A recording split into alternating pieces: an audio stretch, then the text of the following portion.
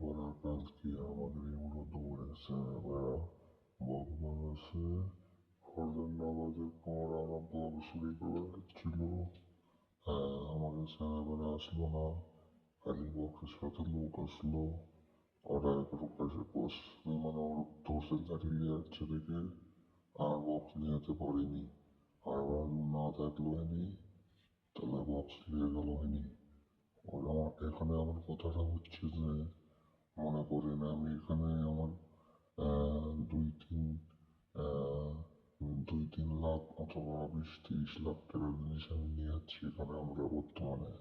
আমাদের এখানে ওরা হামলা দিছিল, প্লাস হচ্ছে আমরা ছেলেবেলা আসলাম না। ওরা লাঠি কাঠি নিয়ে যাচ্ছিল, নিয়ে এসে জিনিসপাতি নিয়ে যেতে পারেনি। অপরাধের লোকজন আসলো বক্সের সাথে, 3-4 জন লোক আসলো, দুজনে নিয়ে যেতে পারেনি।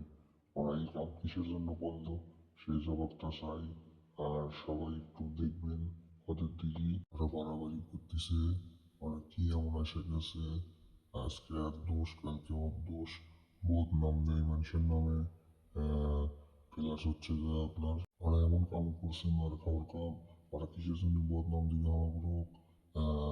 আমাদের এক ছেলের নামেও মোবাইল চুরি করার অভিযোগ দিছে।